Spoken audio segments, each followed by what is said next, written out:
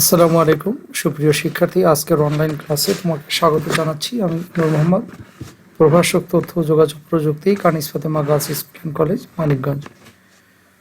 সুপ্রিয় শিক্ষার্থী, তুমি তোমার পরিচয় দাও, আমরা মূল ক্লাসে ফিরে যাব। আসসালামু আলাইকুম, আমি সুমাইয়া ইয়াসমিন প্রমিতা। আমি Kanis Fatema girls school and কলেজের দ্বাদশ শ্রেণীর ছাত্রী। আমি মানবিক বিভাগের ছাত্রী। আমার রোল 23। থ্যাংক ইউ শিক্ষার্থী। তো আমি স্ক্রিনটি শেয়ার দিচ্ছি, তুমি দেখতে পাও কিনা আমাকে জানাবে। দেখতে পাচ্ছ?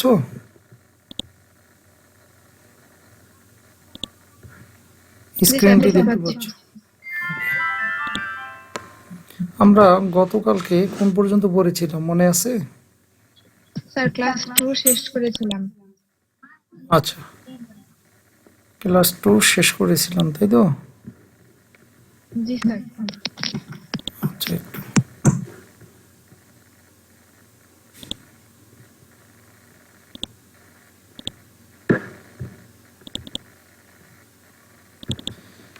আমরা ক্লাস 2 দেখি কোন পর্যন্ত, ওখানে একটু বাকি ছিল কিনা। লাস্টের টপিকটা কি ছিল, কোন পর্যন্ত পড়েছিলাম মনে আছে?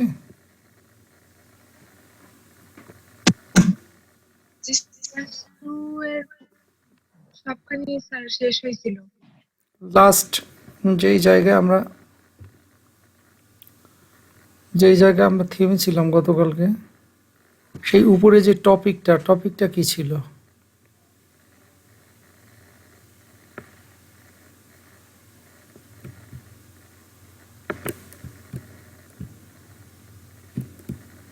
এটা একটু লিখে রাখবা, শেষের অংশটুকু লিখে রাখবা। আমার মনে হয় গতকালকে আমি এই পর্যন্ত আলোচনা শেষ করেছিলাম, তাই নাকি? ডেসিমাল যে 110, এটাকে আমরা অর্থাৎ 110 লেখার পরে ডান পাশে নিচে যেটাকে আমরা বলবো সাবস্ক্রিপ্ট, এখানে আমরা ব্র্যাকেটের মধ্যে আমরা লিখব। যেমন 10 লিখলে এটা হবে ডেসিমাল, বাইনারি হলে 2, অক্টাল হলে 8, হেক্সাডেসিমাল হলে 16। এটা না লিখেও আমরা এই সব লিখতে পারি হেক্সাডেসিমালের ক্ষেত্রে। এই পর্যন্ত পড়েছিলাম আমরা কত ক্লাসে, তাই না? জি স্যার, এই পর্যন্ত পড়া হয়েছিল। ইউটিউবে ভিডিও দিয়েছিলাম, দেখেছিলে?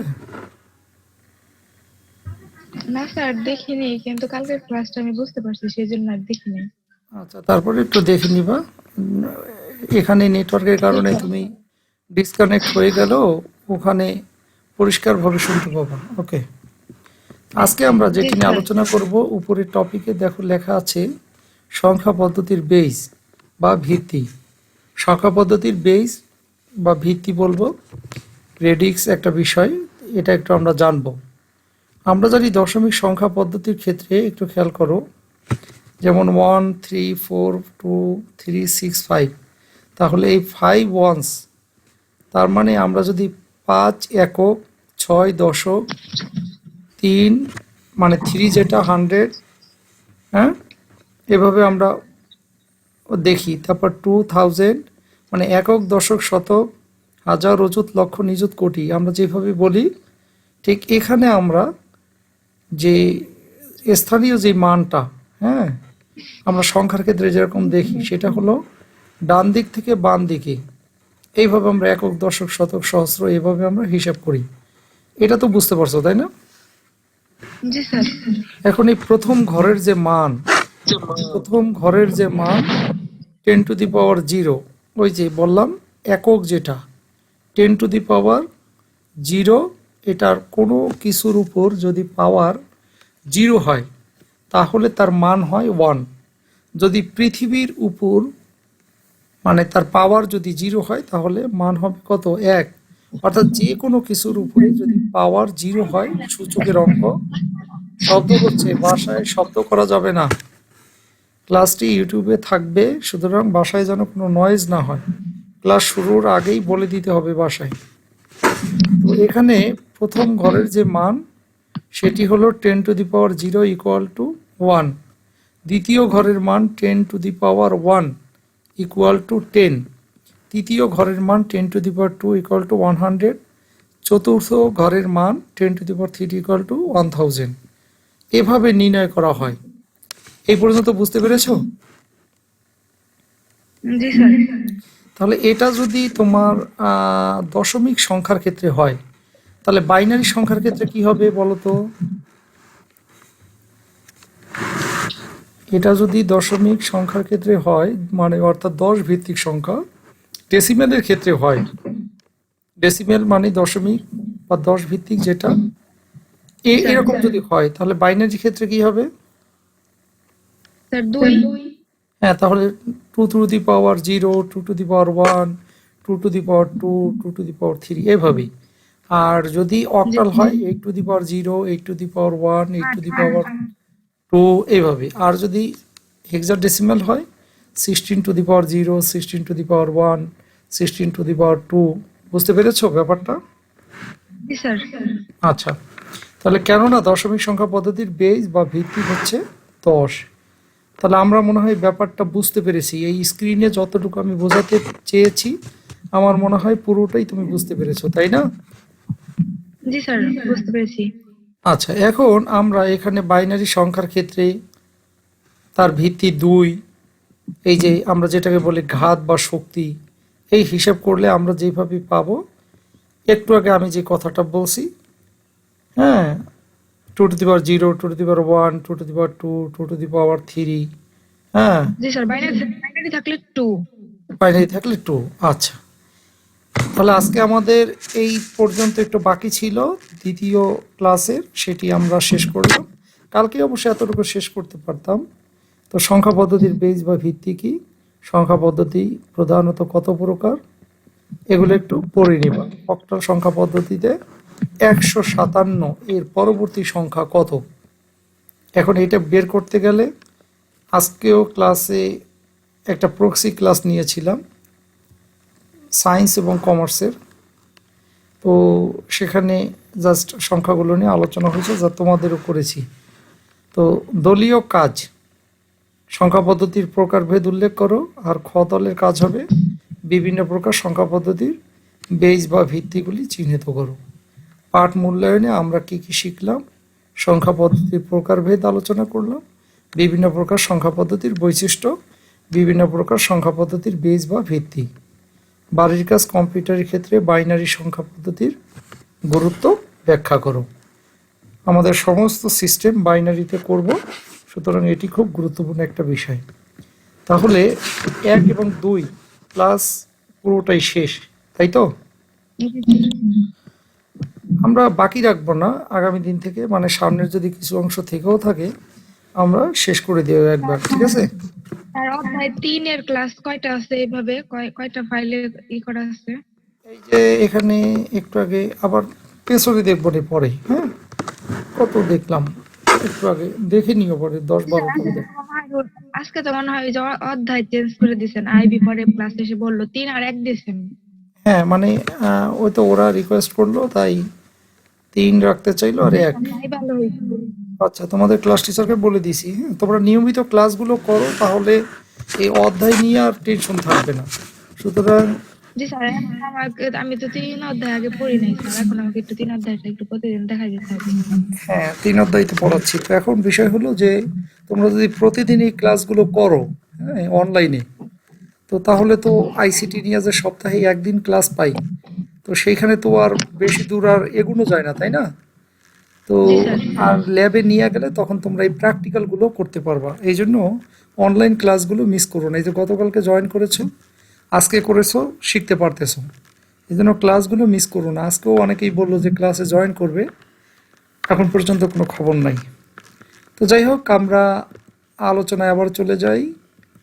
আচ্ছা, এখন এখানে দেখো কম্পিউটার আমরা দেখতেছি 1010 বা 11, যাই হোক, এই যে বিষয়গুলো আমরা কম্পিউটারে, এখানে আমরা ছবি দেখতে পাচ্ছি যে 17 এইটা একটা ডেসিমেল নাম্বার। কিভাবে বুঝলাম? ওই যে 10 লেখা, তাই ডেসিমেল। এখন এই সংখ্যাটাকে আমরা বাইনারিতে রূপান্তর করব। আমরা যদি এইভাবে এই বিষয়গুলো ভালো করে বুঝি, তাহলে সৃজনশীল প্রশ্ন, এমসিকিউ সবই আমরা বুঝতে পারবো। এখন 17 যে তোমার ডেসিমেল সংখ্যা, ডেসিমেল বললেই 1 থেকে 9 পর্যন্ত এই সংখ্যাগুলো থাকবে, এবং ডান পাশে এটা হলো সাবস্ক্রিপ্টে দেখবা যে ওই যে 10 ব্র্যাকেটের মধ্যে থাকবে। এখন এইটা কিভাবে আমরা করতেছি, এই যে কনভার্সনটা, একটি সংখ্যা অন্য সংখ্যায় পরিবর্তন হচ্ছে। তা এই যে পরিবর্তন আমরা ঠিক এই যে বাইনারি, অক্টাল, ডেসিমেল, হেক্সাডেসিমেল, কম্পিউটারে যে ছবি আমরা দেখতেছি, এই যে মানুষের ছবি, যাই বলি, বিভিন্ন বস্তুর ছবি, সব কিছু কিন্তু এই নাম্বার সিস্টেমে হয়, সংখ্যার মাধ্যমে হয়। এই জন্য আমাদের সংখ্যা পদ্ধতিটা জানা খুব জরুরি। এখন এখানে দেখো বিভিন্ন প্রকার সংখ্যা পদ্ধতির আন্তঃসম্পর্ক আমরা নির্ণয় করব। আন্তঃসম্পর্ক বলতে বোঝানো হচ্ছে যে বাইনারি থেকে বাকি তিনটা, অর্থাৎ অক্টাল, হেক্সাডেসিমেল, ডেসিমেলে, অক্টাল থেকে আবার বাকি তিনটা, এইভাবে করে প্রতিটা সংখ্যা থেকেই বাকি সংখ্যায় যে রূপান্তর যে করব আমরা, এইটাকে আমরা বলতেছি আন্তঃসম্পর্ক, অর্থাৎ নিজেদের মধ্যে তাদের কি সম্পর্ক। আমি যদি 16 বলি, তার 16কে তোমার কোন ক্ষেত্রে, এটা কি ডেসিমেলের যদি 16 হয় তাহলে বাইনারিতে কত হবে? নিশ্চয়ই বাইনারিতে 16 হবে না, মানে সেইটার কনভার্সনটা কি হবে, মানে আমরা একটা সংখ্যা থেকে যেন বাকি তিনটা সংখ্যায় রূপান্তরটা করতে পারি, এটাই হলো আমাদের মূল বিষয়। তাহলে এখন দেখো এখানে একটা সংখ্যা দেওয়া আছে, এখানে অবশ্য ভুল আছে, এখানে দেওয়া আছে 155, এখানে আছে 156। তো যাই হোক, এখানে একটু ভুল আছে। তো আমরা, তুমি খাতা কলম নাও, খাতা কলমে অঙ্কটা একটু বোঝার চেষ্টা করো। 156, দেখো 156 আমরা একটা হিসাব করি, 156 আমরা হিসাব করি, 156কে দেখো তোমার 2 দ্বারা ভাগ করা হয়েছে। তো যখনই 2 দ্বারা ভাগ করতেছো তখন আসছে 78। এখন 78 আসার পরে কিন্তু এটা কিন্তু মিলে গেছে, মানে ভাগশেষটা কি হলো? 0। আবার 78কে যখন আবার 2 দ্বারা আবার ভাগ করবা তখন থাকলো 39, এটাও মিলে গেছে, তাই 0। আবার যখন 39কে 2 দ্বারা ভাগ করতেছো তখন এটা হলো 19, এখানে কিন্তু আর ভাগশেষ 0 থাকলো না, এটা হলো 1। তারপরে, কেননা আমরা জানি 19 দুগুণে 38, যে কারণে 1 থেকে গেল। বুঝতে পারতেছো তুমি? জি স্যার, বুঝতে পারছি। তারপরে থাকলো তোমার 19কে 2 দ্বারা ভাগ করলে 9 দুগুণে 18, এরপরও 1 থেকে গেল। এরকম রিমাইন্ডার যেটাকে বলা হয়, ভাগশেষ। তারপর 4কে আবার 9কে 2 দ্বারা ভাগ, এরকম করে করে কোথায় আমাদের ভাগশেষ 0, কোথায় আমাদের 1, এইটা থাকার পরে আমরা এই ভাগটুকু যদি বুঝতে পারি, ঠিক এই নিচের থেকে আমরা চিন্তা করব, উত্তরটা নিব আমরা নিচ থেকে, যে অ্যারো চিহ্নটা নিচ থেকে উপরের দিকে। সেই ক্ষেত্রে প্রথমে লিখব 1, তারপরে 0 0, তারপর 1 1 1 0 0 0। আমার কথা কি বুঝতে পেরেছো? জি স্যার, বুঝতে পারছি। তো স্যার, এটা কি নিচ থেকে উপরের দিকে নিতে হয়? হ্যাঁ, নিচ থেকে উপরের দিকে নিতে হবে, ঠিক আছে। এই নিচতে একটি হলো এমএসবি, আর একটা বলা হয় এলএসডি। স্যার, এটা কি আপনার ডেসিমেল থেকে বাইনারিতে রূপান্তর? যে এখন যেটা আমরা করলাম, সংখ্যাটা হলো ডেসিমেল, সেটা হলো 156, এইটাকে আমরা নিয়ে জি গেলাম স্যার। কিসে? বাইনারিতে। তাহলে যখন আমরা একটা সংখ্যা বলবো যেটা ডেসিমেলে 156, মানে 156, সেটা বাইনারিতে বলবো 10011110000, সরি 00 শেষের দিকে, এবং অবশ্যই জি এটা আমরা ব্র্যাকেট দিয়ে বা নিচে এরকম 2 লিখে দিব। তো তুমি কি বুঝতে পারছো এই ভাগের প্রক্রিয়াটা? জি স্যার, বুঝতে পারছি। এখন এখানে আরেকটু ভুল আছে, এখানে দেখো 155 দিয়ে করছে, যাই হোক আমরা 55 হিসাব করি। এখন দেখো এইখানে দেখো, এখানে আর একটা সূত্র, এই যে যেহেতু আমরা বলতেছি ডেসিমাল সংখ্যাকে বাইনারিতে নিব, তাহলে যখনই বাইনারিতে নিব, এ একটা অঙ্ক, নিয়মটা হলো এ একটা, আর একটা হলো এ একটা।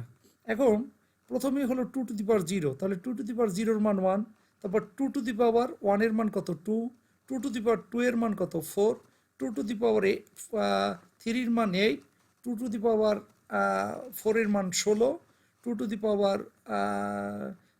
কত, মানে 2 টু দি পাওয়ার 5 এর মান 32, 2 টু দি পাওয়ার 6 এর মান 64, 2 টু দি পাওয়ার 7 এর মান 168, মানে সরি 128। মানে আমি বলতেছিলাম যখনই বাইনারিতে নিব তখন আমরা এইভাবে এক, ওই যে 2 টু দি পাওয়ার 0 এর মানে 1, এইভাবে করে করে চিন্তা করব। তাহলে অটোমেটিক্যালি 1 এর দ্বিগুণ 2, 2 এর দ্বিগুণ 4, 4-এর দ্বিগুণ 8, 8-এর দ্বিগুণ 16, 16-এর দ্বিগুণ 32, 32-এর দ্বিগুণ 64, 64-এর দ্বিগুণে 28। মানে আমরা এইভাবে সবসময় দ্বিগুণ হিসাব করব। এই জন্য আমরা যখন র্যাম কিনতে যাই 128 দেখবা যে দিয়ে থামলো জি কেন? এরপর বুঝি নাই। স্যার এখানে লাস্ট আছে 128, এরপরেও তো যাওয়া যাইতো স্যার। না যায় নাই, তার কারণ এটার উত্তরটা এখন আমি দিলেই তুমি বুঝতে পারবে যে কেন আমরা নিলাম না। নেই নাই এই কারণে আমরা এই জায়গার মধ্যে 155, আমরা এই জায়গার মধ্যে যেই সংখ্যাগুলোকে যোগ করলে 155 হয় আমরা সেই সংখ্যাগুলোতে 1 লিখছি। আর যেই সংখ্যাগুলো আমরা যোগ করাই অংশগ্রহণ করাই নেই সেই সংখ্যাগুলো 0 লিখছি। তাহলে আমার অলরেডি 155 পর্যন্ত যদি হয়ে যায় তাহলে আমি 128-এর পরে 256 আমি কেন নিব? ও আচ্ছা, আর কি 128 থেকে এই 128, 64, 32 এগুলো সব যোগ করলে 155 হবে। না না, 128 ওই যে শূন্য যেটা সেটা তো নেই নাই, সেটা তো যোগ করা যাবে না। মানে আমরা চিন্তা করবো 155 হইতে গেলে কোন সংখ্যা যোগ করলে 155 হয়। তাহলে আমি চিন্তা করলাম 128, ক্যালকুলেটর সামনে নাও। 128 এদিকে 16, এখানে 8, এখানে 2, এখানে 1 যোগ করলে দেখো 155 হয় কিনা। ক্যালকুলেটর প্রেস করো, মানে ইউজ করো। আছে ক্যালকুলেটর? স্যার এখন আমার সামনে নাই। ম্যানেজ স্যার করো, অঙ্ক কমে যাবে। এই অঙ্ক করার ক্ষেত্রে লাগবে। বাসায় আছে? জি স্যার আছে। হ্যাঁ, ম্যানেজ করে বসো। খাতা কলম ক্যালকুলেটর বই সহায়ক বই সব কিছু সামনে নিয়ে অ্যাজ এ পড়ার টেবিলে যেভাবে বাসায় বসো সেভাবে প্রস্তুতি নিয়ম থাকবা। স্যার, স্যার আরেকটা প্রশ্ন স্যার, এই যে এটা তো 2 to the power 1 এর মান হইছে 1 না 2, হ্যাঁ স্যার ফার্স্টে কি 2 to the power 0 থেকে ধরা হইছে না? হ্যাঁ, 2 টু দি পাওয়ার 0-র মানেই তো 1, 2 টু দি পাওয়ার 1-এর মান 2, 2 টু দি পাওয়ার 2-এর মান 4, এইভাবেই 2 টু দি পাওয়ার 0 থেকে শুরু হইতে হইতে মানে যতদূর পর্যন্ত গিয়েছি। ও স্যার, এই যে আমরা যেখানে বসাইছি 2 to the power 0 এর মান 1, 2 to the power 1 এর মান 2, 2 to the power 2 এর মান 4, স্যার নিচে এই 100 স্যার নিচের এটা বুঝতে পারি নাই, এই এই যে 10 বললাম কেন? এই যে 155 যখন আমরা হিসেব করতে যাব তখন আমরা চিন্তা করছি যে এইখানকার উপরের কোন সংখ্যাগুলো যোগ করলে 155 হয়, 55 হয়। তাহলে আমি 128 প্রথম নিলাম, নেওয়ার পরে আমি এটার সাথে যোগ করলাম কত, 64 যোগ করি নেই। আমি দেখলাম যে 128-এর সাথে 64 যোগ করলে 155 বেশি হয়ে যায়, এই জন্য আমি এটাও নেই। 128-এর সাথে 32 যোগ করলে তাও 155 বেশি হয়ে যাবে, আমি এটা নেই নাই। আমি নিয়েছি কত, 128-এর সাথে 16 যোগ করলাম, তাহলে কত হলো? ক্যালকুলেটর যোগ দাও। তারপরে চিন্তা করলাম আমি আর কোন কোন সংখ্যা নিব। বুঝতে পেরেছো? মানে আমি তো এই যে কোথায় কোথায় 1 হবে কোথায় 0 হবে এইটা ডিপেন্ড করে আমার এই 155 বের করতে গেলে কোন কোন সংখ্যাগুলোকে আমি যোগ করলে আমার 155 হবে। আর যেটা যেটা যোগ করার ক্ষেত্রে আমি নিব না সেই সংখ্যাগুলোতে আমি 0 দিব। জি স্যার এখন বুঝতে পারছি। ক্লিয়ার? তাহলে তুমি ক্যালকুলেটর প্রেস করে দেখতে পারো যে হ্যাঁ, তাহলে 155, 156, ওকে। তাহলে 2টা অঙ্ক আমরা শিখলাম 2 নিয়মে। তাহলে তুমি যদি বলো যে কমপ্লিট তাহলে আমি সামনের দিকে যাব। স্যার এই একটা অঙ্ক কি 2 নিয়মে করা যায় তোমার নাকি দুইটা, দুই হ্যাঁ, দুই তোমার অঙ্ক? তোমার ইচ্ছা, মানে একটা অঙ্কই তুমি, এখানে অঙ্ক 2টা, বাট বিষয়টা হলো মানে তুমি 2টা নিয়মেই করতে পারো। এরকম 2টা না, শুধু আরো অনেকগুলো নিয়ম আছে। বুঝো নাই? জি জি স্যার। আচ্ছা, এখন এই অধ্যায়ে যে পাঠ শেষে আমরা কি জাস্ট একটা এক্সাম্পল দিয়ে দেখাইলো। এই অধ্যায়ে আমরা আন্তঃসম্পর্ক নির্ণয় করতে পারবো সংখ্যা পদ্ধতি, পূর্ণ সংখ্যাকে ইন্টিজার নাম্বার বাইনারি সংখ্যায় রূপান্তর করতে পারবো, দশমিক পূর্ণ সংখ্যাকে ইন্টিজার নাম্বার, অর্থাৎ এই পূর্ণ সংখ্যাকে আমরা বলতেছি ইন্টিজার নাম্বার। হ্যাঁ, মানে যেটাকে আমরা কি বলবো পূর্ণ সংখ্যা বলতে, এটা তোমাদের অঙ্ক বইতে তোমরা দেখবা নবম দশম শ্রেণীর। তো সংখ্যাগুলো কি, মানে পূর্ণ সংখ্যা যেগুলোকে বলা হয়, মানে এমন না যে দশমিক দিয়ে, অর্থাৎ মানে আমরা যেভাবে লিখি 15.24 এইভাবে না। তো পূর্ণ সংখ্যাগুলোকে কিভাবে আমরা বাইনারি সংখ্যায় নিব, দশমিক যে সংখ্যাগুলো, এখানে একটু মাঝে মাঝে কনফ্লিক্ট তৈরি করবে। স্যার বলতেছে দশমিক সংখ্যা, আবার বলতেছে ওখানে 15.25, আবার বলতেছে দশমিক। আমি এক দশমিকের কথা বলছি, সেটা হলো তোমার ডেসিমেল। আর ওইখানে যখন তুমি কোনোটা হলো পূর্ণ সংখ্যা নিবা, যেমন ইন্টিজার নাম্বার, পূর্ণ সংখ্যাটা হলো যেমন 10, 20, 50, 40, 39 এরকম। আমার কথা বুঝতে পেরেছো? হ্যালো? না স্যার, আরেকবার বললে একটু ভালো হবে। আমি জি স্যার, বলছি আরেকবার বললে একটু ভালো দশমিক, হবে। আমরা দশমিক সংখ্যা বলতে ডেসিমেল সংখ্যাকে বলতেছি। আর ডেসিমেল জি স্যার। সংখ্যা বলতেই আমরা ওই যে বললাম যে 0, 1, 2, 3, 4 থেকে শুরু করে কন্টিনিউ যেতে থাকবে, কিন্তু পূর্ণ সংখ্যা বলতে বোঝাচ্ছি যেমন 10, 11, 12, 13, 14 এগুলো পূর্ণ সংখ্যা, কিন্তু 11.52 এগুলো পূর্ণ সংখ্যা না। বুঝতে জি স্যার, পারছো? আচ্ছা, এখন বুঝতে এখন পারছি। দশমিক পূর্ণ সংখ্যাকে আমরা হেক্সাডেসিমেলে রূপান্তর করব।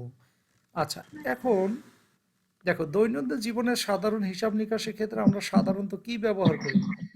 আমরা দশমিক সংখ্যা পদ্ধতি ব্যবহার করি, তাই না? দশমিক সংখ্যা জি ব্যবহার স্যার। করি কোনটা? আমরা এই যে দশমিক সংখ্যা, দশমিক বলতে কিন্তু এটা আবার বুঝো না যে ওই যে সার্বদাই 15.25 সেটার কথা বলছি। মানে স্যার, আমরা দশমিক হচ্ছে ডেসিমাল। ডেসিমেল সংখ্যা যেটা 0 থেকে 9, এই অঙ্কগুলো ব্যবহার হয়। কিন্তু এমন কতগুলি ক্ষেত্র আছে যেখানে সুবিধাজনক দশমিক সংখ্যা পদ্ধতি অপেক্ষা অন্যান্য সংখ্যা পদ্ধতির ব্যবহার।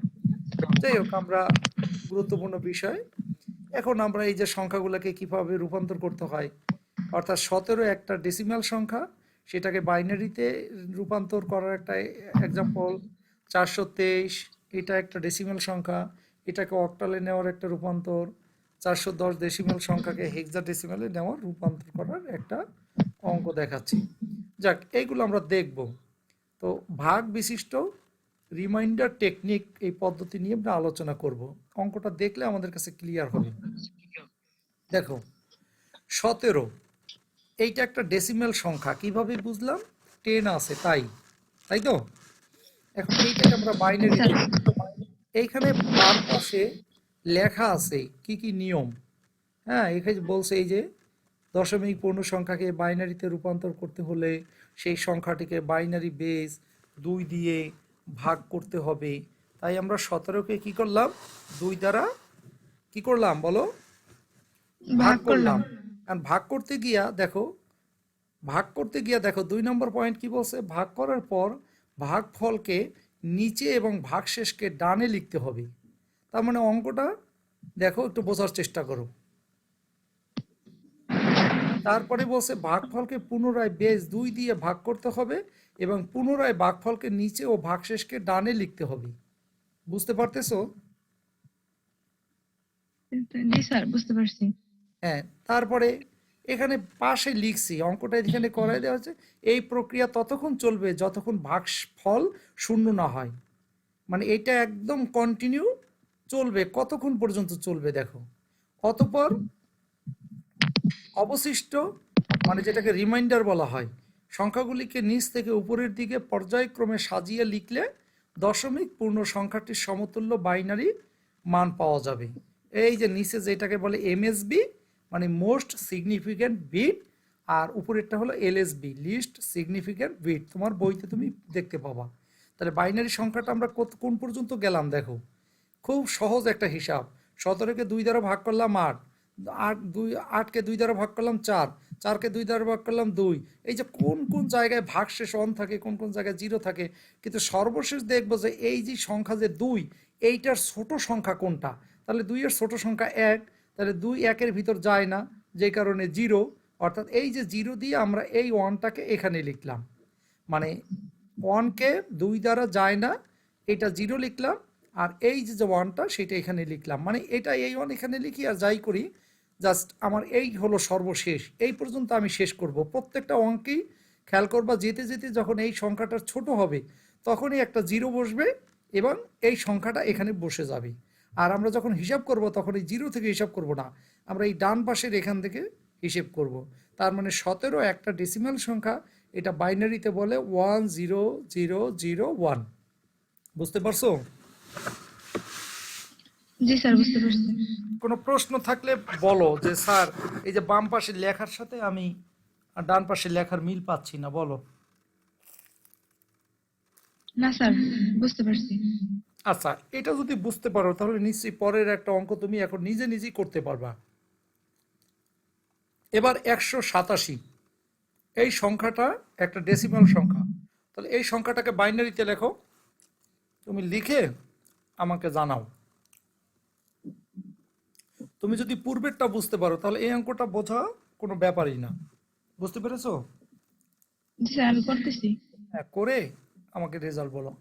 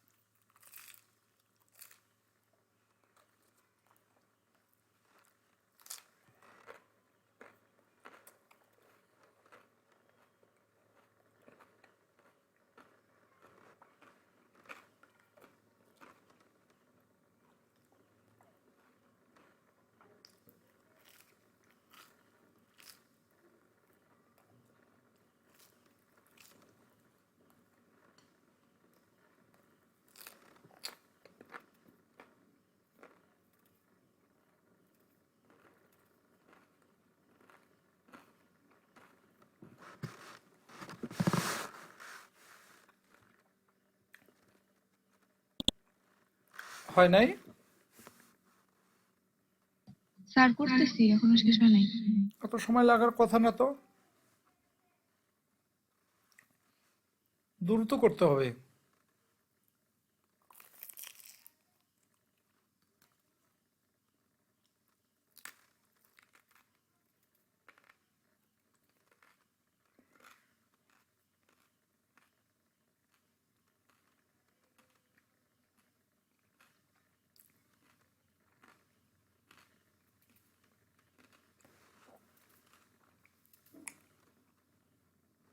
তুমি কি পারবা?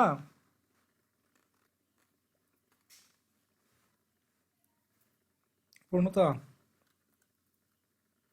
জি স্যার, এটা আসছে 1 1 1 1 1 1। আবার বলো। স্যার এটার ফল আসছে 1 1 1 1 1 1। স্যার সবগুলি 1ই আসছে। ও না স্যার, পর লাস্টেরটা 0। তো দেখো তো, এটার সাথে মিলাও। 93 1 মিলছে? জি মিলে স্যার। নাই? জি তারপরে স্যার। হ্যাঁ, এভাবে মিলাও। 46 1, 23 0, 11 1, 5 1, দেখো মিলছে কিনা।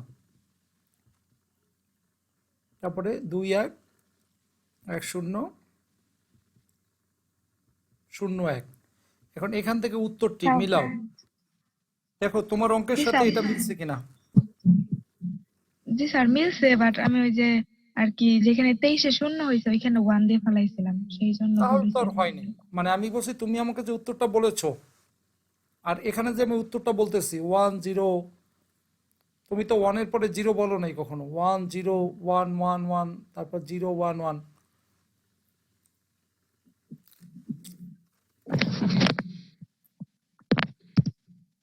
বুঝতে পারছো তুমি? জি স্যার, এখন বুঝতে পারছি। তাহলে তখন ভুলটা একটু ভুল হয়েছে হয়েছে। কোথায়? মানে পূর্বের অঙ্কের সাথে তো আমি দেখতেছি পুরোটাই মিল আছে, তাহলে ভুলটা হয়েছে কোথায়? স্যার আমার একটু উঠানো ভুল হয়েছে আর কি, 23-এর যে জায়গায় 0 হয়েছে না, 46-কে 23 দিয়ে করলে হুম। আমি ওইখানে ভুল 1 দিয়ে ফেলাইছিলাম, এটাই ভুল হয়েছে। আচ্ছা, তার মানে বোঝা গেল পরীক্ষার খাতায় এভাবে ভুল করলে হবে না। আচ্ছা, এবার এই অঙ্কটা করো, নিজের হাতে প্র্যাকটিস করো এইভাবে।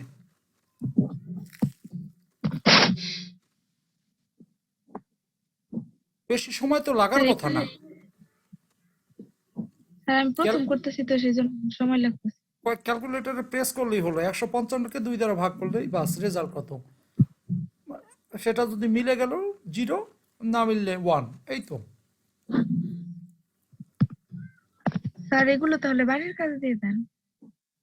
বাড়ির কাজ তো পরে দিব, আগে তুমি নিজের হাতে কয়েকটা প্র্যাকটিস না করলে তো হবে না, ভুলটা কোথায় সেটা তো বোঝা যাবে না।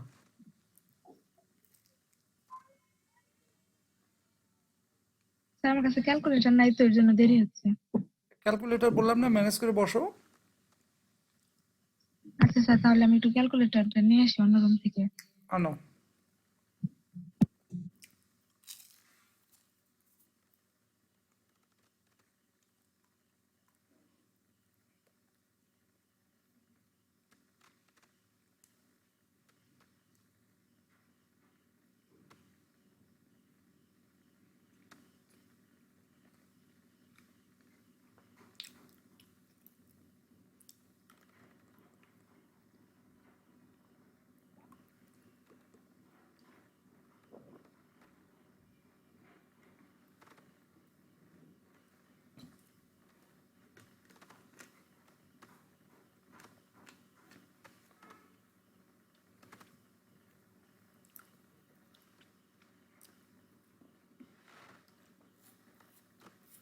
হ্যালো।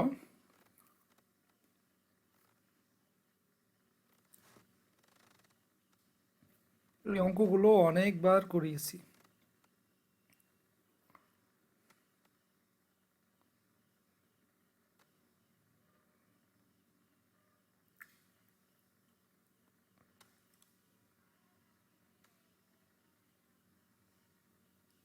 হ্যালো।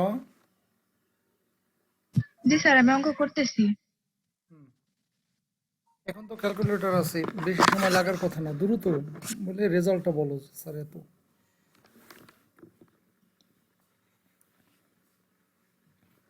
সবাই জয়েন করতে পারতো, সপ্তাহে একদিন ক্লাস পাই, সেই একটা ক্লাসে আর কত দূর বোঝানো যায়। এই জন্য অনলাইনে প্ল্যাটফর্মে সবাই ক্লাসটা করতে পারতো, প্রতিযোগিতা করে পড়তে পারতো।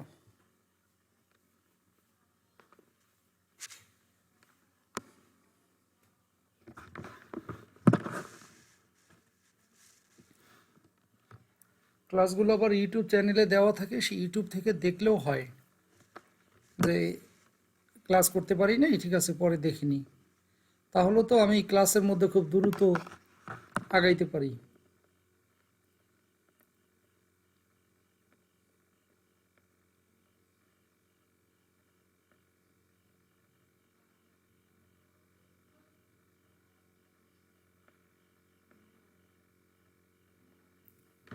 হচ্ছে।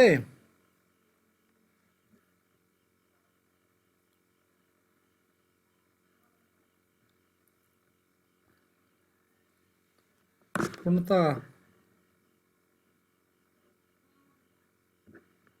হ্যালো হ্যালো, জি স্যার। জি শোনা স্যার, যাচ্ছে আমি আমার করেছি। কথা? আমার কথা শুনতে পাচ্ছ তুমি? জি স্যার, শুনতে পাচ্ছি। আচ্ছা, হ্যাঁ রেজাল্ট বলো। স্যার 0011011। এবারও হয়নি, না হয় দেখি, এবার মিলাও। 155, এখানে আসছে 77, 1 আসছে, জি স্যার। তারপরে কত আসছে? স্যার 38। বলতে হবে 38, 1 এইভাবে বলতে হবে, তারপরে কত আসছে? তারপরে 19 0 হ্যাঁ তারপরে 9 1। ওকে, তারপরে কত তারপরে আসছে? 4 1। তারপরে কত আসছে? তারপরে 2 0। তারপরে কত আসছে? স্যার 1 1। 1 1 কিভাবে আসে? 2 শূন্যর পরে আমি যখন 2কে 2 দ্বারা ভাগ করতেছি, তাহলে 1 1 কেমনে আসলো? 2 2 এর ভিতর যাই একবার, তারপর তো মিলেই গেল, তা ভাগশেষ তো শূন্য থাকলো। তো তোমারটা এখানে হচ্ছে না কেন বলো? তুমি বলতেছো 1 1, বুঝতে পারো নাই? স্যার 2 আর 1 ভাগ করলে আমি আজকে বলছি শুনি। আমি বলছি এই 2 যদি 2 এর ভিতর কয়বার যায়, একবার যায়, তাহলে এই সেই রেজাল্টটা ভাগফল 2 একে 2, তারপর কত ভাগশেষটা শূন্য থাকলো না? হ্যাঁ। তাহলে তারপরে তা তোমার তো এইখানেই হয় নাই বোধহয়, তুমি এখানে লিখছো 1 1। না স্যার, আমি শুধু হ্যাঁ স্যার, এক এক লিখছি। সেটাই তো বলতেছি, তাহলে কি ভুল হয়েছে না তোমার? হ্যাঁ স্যার, লাস্টেরটা বলেছি। এই তো, বুঝতে পেরেছো কেন আমি এই যে এখানে বসেই করতে দিলাম, কেন বাড়ির কাজ দিলাম না? হ্যাঁ, এরপরে যখন 2 আবার 1 এর ভিতর যাবে, এটা তো বোঝাই যায়। ঠিক আছে, এখন রেজাল্টটা কোথা থেকে হবে, রেজাল্টটা কত হবে এবার মিলাও, তাহলে দেখো তোমারটার সাথে এটা মিলে নাই। 100111011, বুঝতে পেরেছো? জি স্যার। এখনো ভুল করতেছো, একটা অঙ্ক এখন পর্যন্ত অ্যাকুরেট হয় নাই। নেক্সট এটা করো, 189। বারবার ভুল করতেছো কেন এই অঙ্কটা?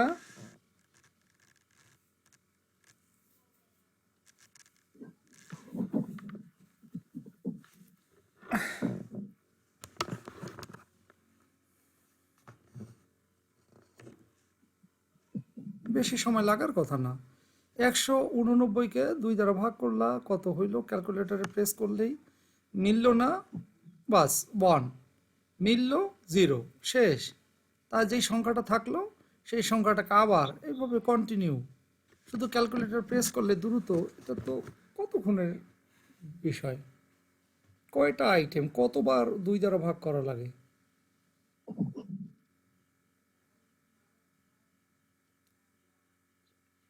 7-8 বার, 7-8 বারের মতো ভাগ করলেই হয়ে যায়। তাড়াতাড়ি করো, এইভাবে করে বাসায় বসে নিজে অঙ্ক বানিয়ে বানিয়ে করে বাস এটা ওই যে গ্রুপ যেটা খুলে দিয়েছি সেইখানে পোস্ট করবা যে স্যার আমি এই অঙ্কগুলো করছি, দেখেন হয়েছে কিনা। মেসেঞ্জার গ্রুপ, এই লেখাপড়াটা তো অনলাইনে এইভাবেই করার কথা ছিল।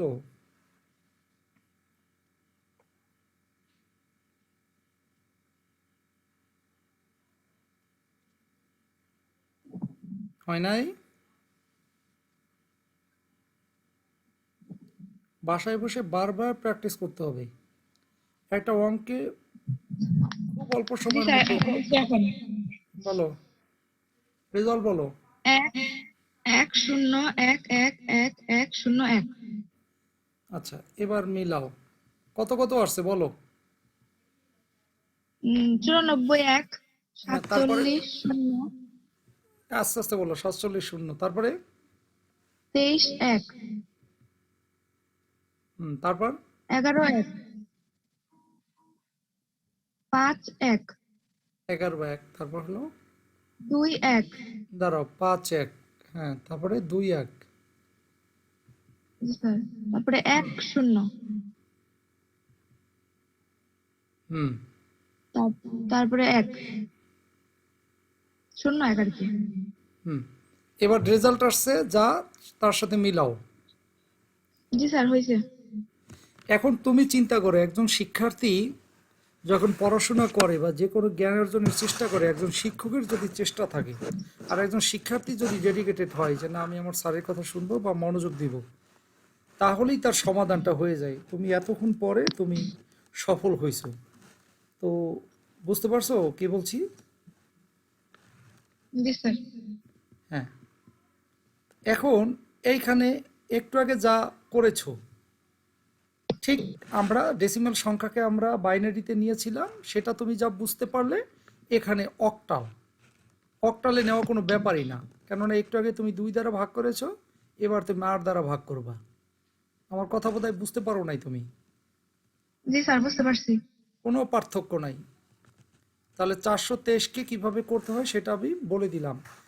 আগে ছিল বাইনারির কথা, তখন 2 দ্বারা ভাগ, অক্টাল হলে 8 দ্বারা, আর হেক্সাডেসিমাল হলে 16 দ্বারা ভাগ। এই তো পূর্বের যা নিয়ম এখানেও তাই।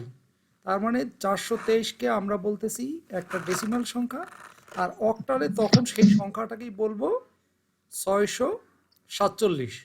আমার কথা কি বুঝতে পেরেছো? জি স্যার। আচ্ছা, যদি বুঝতে পারো তাহলে এই 775 এই সংখ্যাটা একটা ডেসিমাল সংখ্যাকে অক্টালে নাও দ্রুত।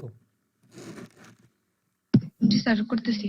এইভাবে করে প্রতিদিন ক্লাস করলেই এই পুরো আইসিটি বইয়ের এমন কোনো জায়গা আছে যে যেখানে কোনো শিক্ষার্থীর সমস্যা থাকতে পারে?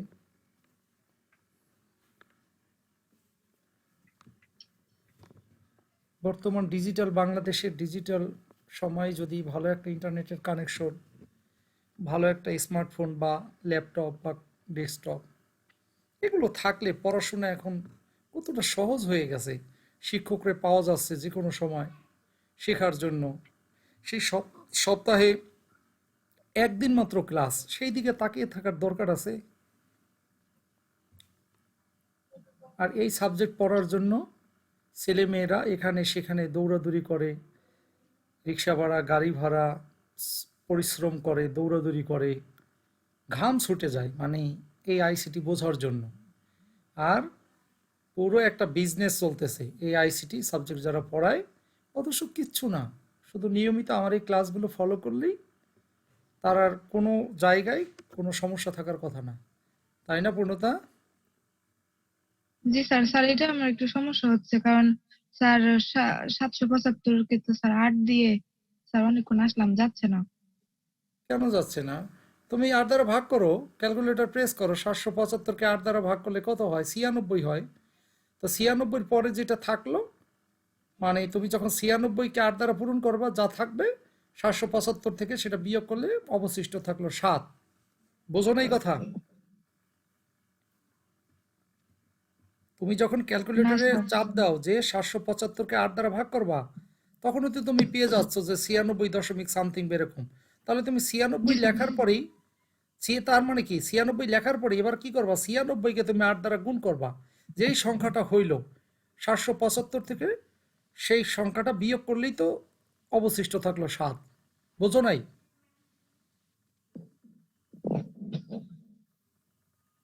বুঝতে পারো নাই? স্যার এখানে -6 আসে স্যার, 96 কে 775 দিয়ে ও আচ্ছা আচ্ছা, তাহলে বিয়োগ অঙ্কে হয়তো ভুল আছে, তাহলে অঙ্কে ভুল আছে। 96কে তুমি 8 দ্বারা পূরণ করলে কত হয়? ক্যালকুলেট 768। হ্যাঁ, কত? 768। ওকে, তা 768 775 থেকে বিয়োগ করলে কত কত হয়? 69, 70, 71, 72, 73, 74, স্যার 75। -7 আসে। তাই এখানে তো তাই আসছে, সমস্যাটা কোথায় তাহলে? স্যার এখানে তো মাইনাস দেয় নাই, সেই জন্য। কই মাইনাস দেয়নি? এই যে 96 মাইনাস না তো, ব্যাপারটা হলো 96 মানে 775কে 8 দ্বারা ভাগ করলাম, 96 ঘর পর্যন্ত যায়, তাহলে 96 পুরো 8, তার মানে 768। ওই 775 থেকে 768 বিয়োগ করলে 7 হয়। এই জন্যই আমরা ওই হাই পেন দিয়া, তুমি যদি পূর্বের অঙ্কগুলো বুঝে থাকো বাইনারির, আর এইখানকার মধ্যে তো কোনো পার্থক্য নাই। এখনো তুমি বুঝতে পারো নাই? না স্যার। আচ্ছা, তুমি কোথায় বুঝতে স্যার পারো নাই এখানে, সেটা আমাকে বলো তো। স্যার এই যে 775 কে যদি আমি 8 দিয়ে ভাগ দেই, হ্যাঁ, তাহলে স্যার আসে 96.875। এখন তুমি 96 দশমিকেরটা বাদ দাও, শুধু 96 পর্যন্ত বলো। ঠিক আছে, জি স্যার, 96 পর্যন্ত 96। কাউন্ট করো। তাহলে এখন 96কে তুমি 8 দ্বারা পূরণ করো, কত হয়? 96 কে 8 দ্বারা পূরণ করলে স্যার 768 হয়। ওকে, তাহলে এবার তুমি একটা কাজ করো, ওই যে 775 থেকে 768 বিয়োগ করো, কত হয়? 775 থেকে 768। জি স্যার, 7 হয়। বুঝতে পারছো তুমি? জি স্যার, এখন বুঝতে পারছি। আচ্ছা, যদি তুমি বুঝতে পারো তাহলে আমাকে এবার বলো যে এর পরেরটা, পরে যখন 8 দ্বারা ভাগ করতেছি, এবার কত আসছে তোমার? এবার বলো তুমি কত আসছে? 12। 12 বললে তো হবে না, এরপরে অবশিষ্ট কত থাকলো সেটা বলতে হবে না? শূন্য। শূন্য। হ্যাঁ, কি? শূন্য। 0 হবে। এই তো গুড, এই তো বুঝতে পারছো। হ্যাঁ, তারপরেরটা কত হবে?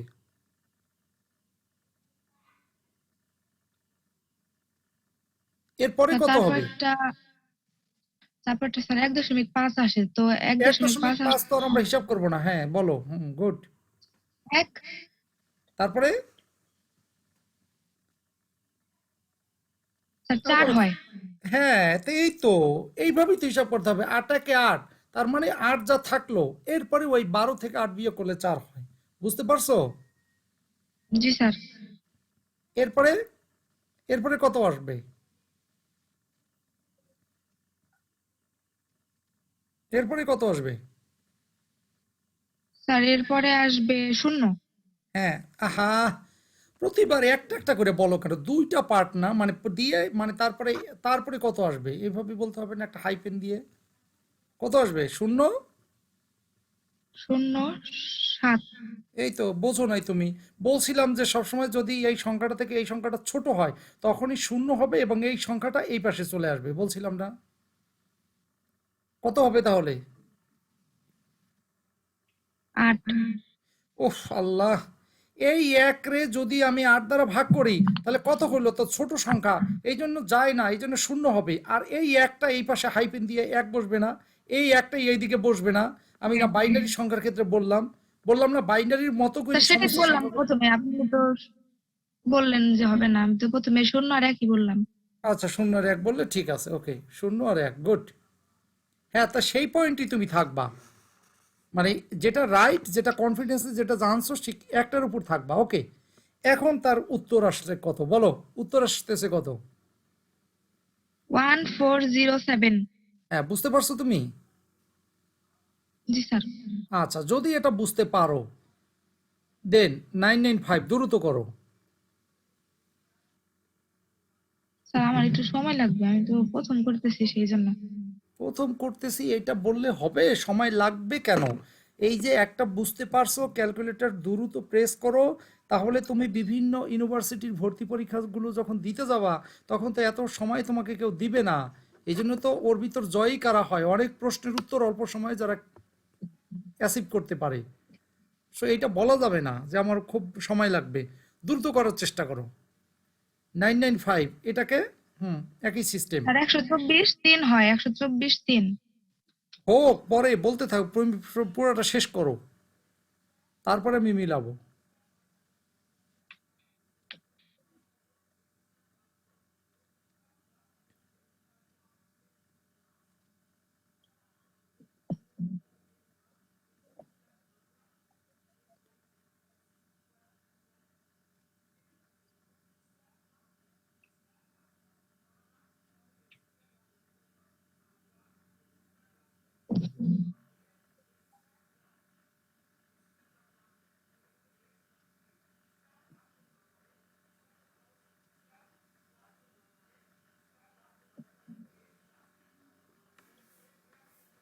হয় নাই?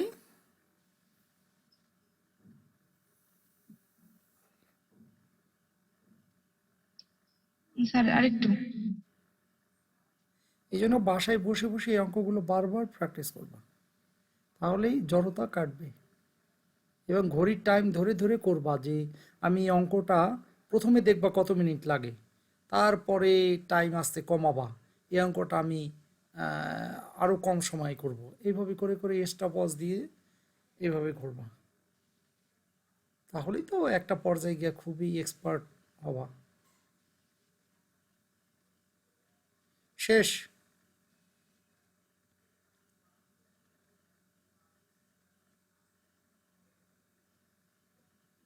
ঘরে বসে বসে শিক্ষা, হ্যাঁ? এই শিক্ষা যদি গ্রহণ করতে না চায় শিক্ষার্থীরা,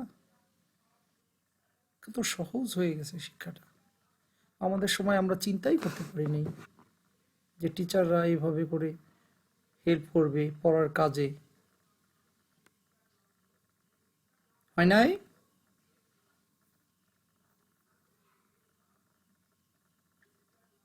ক্লাস শেষ করে বারবার প্র্যাকটিস করে সেই গ্রুপে ছবি তুলে পাঠাবা যে স্যার আমি এই অঙ্কগুলো নিজে নিজে বানিয়ে বানিয়ে করেছি, বই তো এরকম আছে অঙ্ক, সেগুলোও করবা, নিজে নিজে বানিয়ে বানিয়ে করবা। আর কিছুক্ষণ পরে আমি ক্লাস শেষ করে ইউটিউব চ্যানেলে দিয়ে দিব, বাস সেখান থেকে দেখে নিবা। পুরোটা হয় নাই?